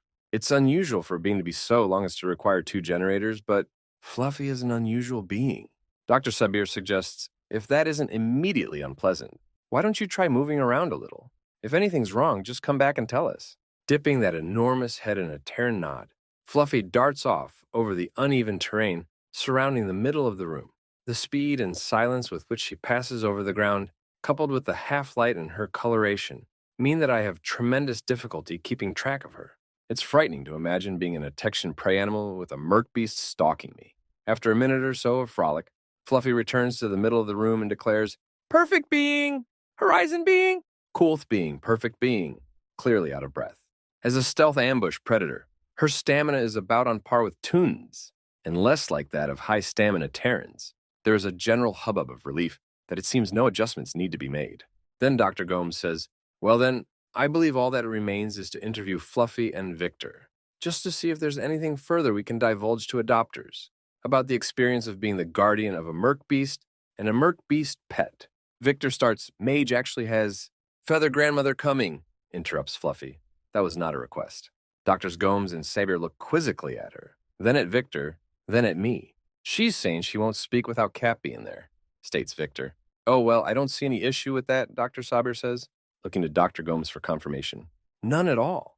It might actually be good to get a garden worlder's perspective on the relationship and experience of sharing a ship with a merc beast. If Fluffy wants her in the interview, we're happy to have her in the interview, beams Dr. Gomes. Speaking of, smiles Victor, Mage over there has a list of people who have indicated interest in adopting a merc beast. One was a man we met on the way here, who reckoned his granddaughter might like one. Everyone else is one of the ones we rescued. We sort of did some informal therapy sessions with them. They're all garden worlders, we said. We weren't sure how feasible it'd be for them to look after a Death World carnivore, but the ones we didn't put off with that said to pass on their details. Oh, that's actually fantastic, exclaims Dr. Gomes. You have no idea how much sifting we have to do to weed out people just looking for a fashion accessory. I'm particularly worried about the purple one, Gloam. Purple is fashionable right now, and I think there's a non-zero chance that he'll be adopted, taken to a few parties, and then abandoned. If you've already got people with an emotional connection to or sincere interest in them, that'll make things much easier. It's not ideal that they're garden worlders or that they're recent trauma victims, but if they can prove they'll meet all the other requirements, they'll get preference over people from our lists. Krish looks outraged. There are people who'd adopt an animal just to take it to a party, then abandon them rather than returning them? Dr. Sabir nods, unhappily. It's quite a problem. It's a crime, of course, but they'd have to be caught. Returning a pet that you're done using as a prop is just enough extra effort that those with no conscience prefer to just take them somewhere remote, kick them out of the transport, and fly off. Usually nature does its work, but sometimes abandoned pets become invasive species and need to be culled off. It's terrible, and we do our absolute utmost to filter the kind of person who would do that out of our pool of potential adopters. I look around and see that every Terran face, Bar Sabirs and Gomes, is twisted in disgust. Hasyaks is also twisted in disgust. The Shings are showing concern. Mine's twisted in disgust. Terrans are so noble so much of the time that the idea of any of them being so callous, so heartless, rankles me. I suppose anything you can say of Terrans, the opposite is also true of some of them. Sorry to have to bring that up, says Dr. Gomes. I'll get that list off Dr. Zunari, and then we can begin the interview. I smile. These seem like good Terrans with us now. One interview later. All right, Fluffy, as you're not quite done weaning the merklets yet, would you be happy to stay here at the university for a while? You can finish with that, and while you're here, you can help us find loving homes for them, asks Dr. Sabir. Fluffy's eyes narrow suspiciously. Starcave not leaving me on hot? Victor laughs. I ain't leaving you here, baby. I'd hijack the ship myself to come back for you if we left without you, while jiggling her torso with hearty, reassuring pets. I frown, maybe. As my head of security, you shouldn't so freely admit to a willingness to hijack my ship, Victor. Though, You have my permission to hijack the ship. Should that circumstance arise, there is general mirth at this. All right, staying, helping finding homes for kinchilds. Nods Fluffy, seemingly satisfied that she will not be abandoned. Was it because abandonment was mentioned earlier? That's quite an abstraction to make. For a semi-sapient, we re-enter the Merklet-adapted room to see all of our companions, joined by a few of the department's researchers, admiring the whizzing and flipping of Merklets around the uneven, upward-sloped ground at the sides of the room. Fluffy joins and immediately becomes the convergence point for her children. All done? Asks Messiah's sister. Think so. Answer Victor and Dr. Gomes in unison, before attempting to jinx each other, whatever that means. My translator is saying something about curses. All right, who's up for a drink? Asks Dr. Zunbury. There is some conferring before it is determined that all the triple M's, Bar Krish and Hasiak, would like to come for drinks. The Shings indicate that they would like to be conveyed back to the ship by the two triple M's, and not to come for drinks. Cap? Asks Victor. I have a choice to make. I'll come for drinks, I think, though I'll need to have something with no alcohol. Emergence. I sip at the fruit juice that the vulpine waitress brought me after my situation was relayed to her. We're sat on the festoon-lit deck of an outdoor bar with moonlight reflection making the ocean view visible. My climate control field has been switched off as I was assured that the temperature had fallen to a mere 27 degrees Celsius, which I can survive. It's somewhat surreal for me.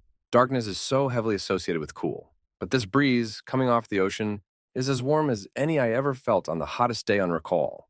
I look around at the 9 Terrans sat at the table, and the profusion of alcohol sat in front of them. I'm not the only one refraining.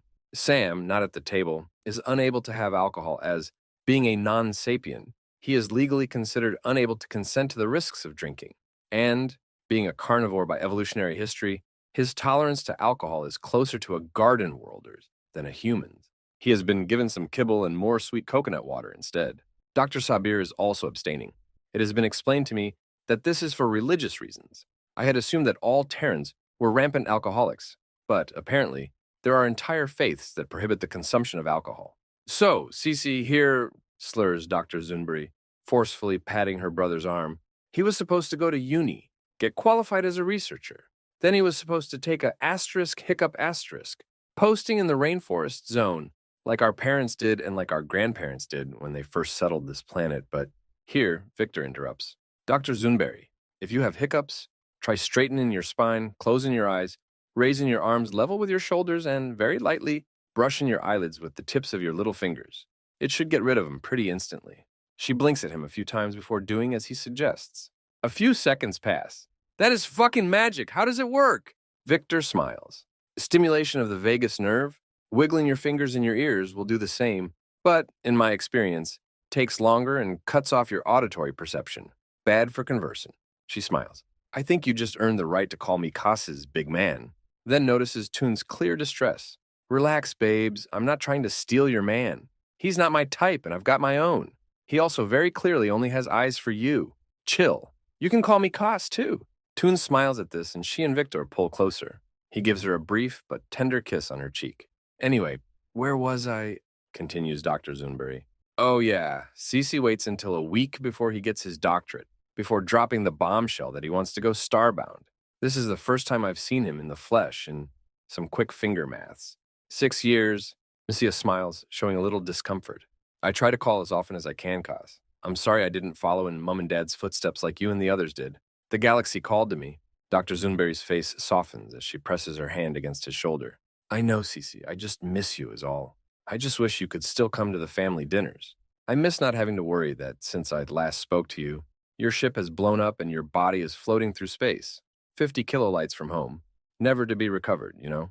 He pats her shoulder in turn and says, I know, Kaz. I'll try to make you worry less. I didn't realize twice a month was inadequate. If anything, I thought you were all bothered by that frequency. She scoffs, Don't be stupid, stupid.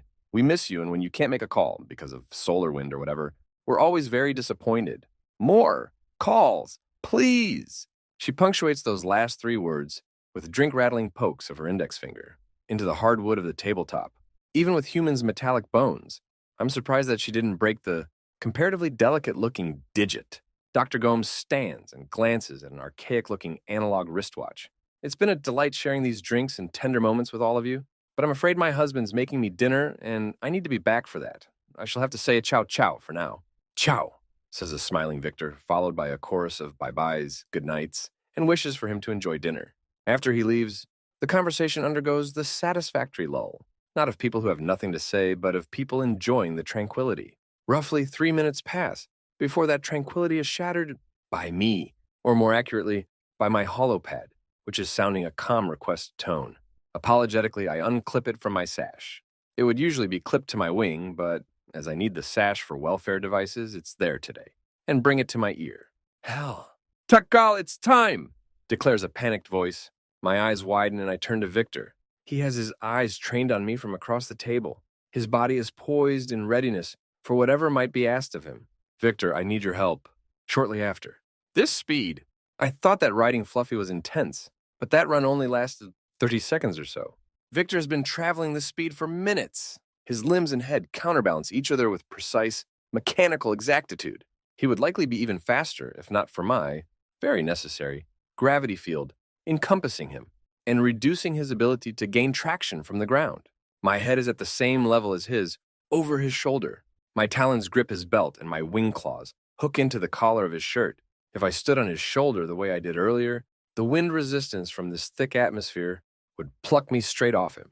I could possibly anchor myself with my bionic, but aside from the possibility of hurting Victor again, there's a non-zero chance that my bones would break from trying to stand up to the gale force coming at us. I'm forced to mount his back and have him act as my windbreak. We come up on Dr. Gomes. I'd be surprised if he actually heard us, given how silently Victor moves even at full tilt, but he seems to, somehow, sense us coming up behind him. He turns and his visage is briefly one of terror, as he sees the enormity and speed of the one sprinting towards him, until the terror is replaced by recognition, then puzzlement. We draw close and he raises his hand and opens his mouth. "Can't talk, emergency!" shouts Victor as we whip past. I can't help but feel a little bad for the whirlwind of emotions we've presumably just induced in the man. Minutes pass as Victor dashes through the streets, past the alarmed faces of locals, who almost certainly weren't expecting to see such a sight today. He hasn't needed to stop to reorient himself or catch a breath once. He was not familiar with this city before today, was he? From one pass through, he's been able to build a comprehensive enough mental map to navigate us to where we need to be, seemingly without faltering at all. I had always assumed that these would be sprinter speeds for his species, but he's managed to maintain them for what must be coming up on 20 minutes, by the time we get to the gates of Baharia Kaskazini. If we had called a capsule, by the time we had made the call, relayed our location, and waited for it to arrive, it might already have taken this long. The guards start as they see Victor charging them. He throws up his hands in a gesture conveying his lack of armament, at 30 millimeters out, and shouts, "Sees Victor Taylor and Captain Cockcall. Coming through, do not detain us." That's fine, says the guard as Victor races past him without breaking stride. Corak said he'd appraise them of the situation. I wonder if they would have been so startled as to shoot us if they hadn't been. We cross the barracks to the enormous hangar that currently houses the Bright Plume. He tears through the gap in the hangar doors and up the boarding ramp. There is a nauseating perspective shift, as the clarity of the ramp removes my ability to visually discern the speed that my equilibrioception assures me we are still experiencing. I look up, lessening the nausea. "Twila!" "I'm aware.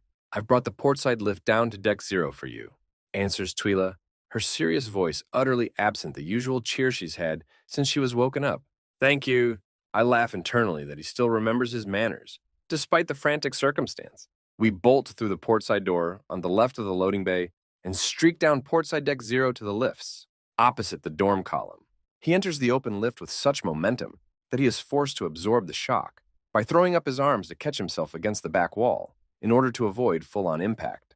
Without a moment to reset, he wheels and hits the button for deck 17, probably not necessary as Twila already knows where we were going.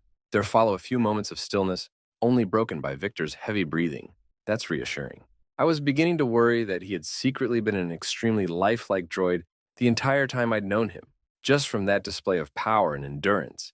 I know that endurance is their niche, and, being Deathworlders, no one does it quite like them, but knowing and experiencing are two different things. If he's out of breath, it means he's definitely biological, or imitating being out of breath in order to make me think he's biological. The lift doors open on deck 17 and Victor whips out, turning to sprint along the walkway. We turn again and again before we are running down the neck of the ship toward the head where the bridge and command quarters are located. We don't get that far, though, as one more jink puts us on the stairs to my quarters. He bounds up the wide, shallow-angle stairway, designed to be accessible to visitors of any species, definitely managing to take them multiple at a time somehow. I take my hand off his shoulder to wave the door open, revealing my life mate standing by the incubator with my daughter in it. Has she? I start breathlessly. You're just in time, Corak interrupts. Relieved, I hop down from Victor's back. He collapses against the wall and slides down it to rest on the floor, panting heavily and covered in sweat, despite having been enveloped in my reactivated climate control field the entire way. His hand moves to his belt, and with a forward yank, it breaks and comes loose. He holds it up to reveal an entirely destroyed section from where I gripped it with my right talons. I'm sorry, Victor, I say sincerely. I move to Corak's side and say, You're sure you're all right with Victor being here, Sweet Fruit? Traditionally, only parents are to be at a hatching. It felt right, with Victor's godfatherhood, to include him as well, but did take a little explaining before Corak understood the concept. He waves his wing. It's fine, Okla. He's a dear friend of yours, and lately mine. Plus, in the event that something awful happens to both of us, but not him or her, he'll be her parent, right? That was a genuine question. He's ensuring for the 1,000th time that he has understood the arrangement properly. That's the idea, but let us hope his role stays ceremonial and it never comes to that. I chitter. Having recovered, Victor kneels at my side to avoid looming. Captain, interjects Twila, would you like me to record this? This is the one private room on the ship that she can view and speak into freely. A hang-up from the Terran designers who valued the ability to rouse the captain quickly in emergencies and keep them safe from assassination above silly things like privacy? I think for a moment. Yeah, please record this, Twila. Is that all right, Corak? Perfectly fine, my Okla. He smiles. Beginning recording. A minute or so passes as we watch. Cracks start to appear in the shell. A fragment comes loose, and I receive the first glimpse of my daughter's beak. It's wonderful. I only saw it for a second, but it was the most beautiful thing I've ever seen. There are a few moments of ceased activity as she appears to be regaining her strength to push on. Should we help her? Asks Victor uncertainly. Tradition dictates that she has to break out of the shell herself. Obviously, we'll help her if she can't, but we should wait until she's had a thorough try before we consider it. That's unexpectedly morbid for a garden world or tradition, muses Victor. I suppose it is, if you consider that the likely origin was as a test, to see if the child was strong enough to bother raising. Of course, with modern medical intervention, her strength at birth matters much less. I also already love her to death, so I'd not abandon her for her lack of strength. I just would like her to have the pride of knowing she made it out of her shell without help. I ponder. My daughter renews her efforts, and after some minutes, she has made a hatch, wide enough for her to pass through. She emerges, and I get the first proper look at my daughter. Her downy white feathers are slicked by amniotic fluid to such an extent that I can see her pink skin and make out the shape of her oral canals on the sides of her head. Her 4 eyes are closed, and her whole body quivers as she peeps almost silently. She will get louder soon, I know. I activate the incubator's shower field, and the amniotic fluid is stripped out of her feathers, puffing them into a white fuzz. I reach out and lift the tender little ball of life into my wing claws. I bring her close to my chest, and her beak opens upwards in quiet, rasping chirps. I feel my crop convulse. I turn to Victor. You can look away if you want. He shakes his head and says, if I'm here, I shouldn't, with finality. I smile and turn back to my child before releasing my crop, allowing its contents to be pushed up my esophagus. I bring my beak to hers and disgorge my last meal, mixed with secretions from my crop. She swallows it greedily. Bringing my beak away, I get the aftertaste of pineapple. That was from the juice I drank and slices I snacked on at the bar. It should be safe. I saw the Fennec barmaid decontaminate and detoxify them before she served them, but I really hope she doesn't get spoiled by her first meal being Death World or fruit. I extend my wings and raise my daughter above the level of my head. Your name is Takakik, 28th daughter of High Spire Peak, and you are my child.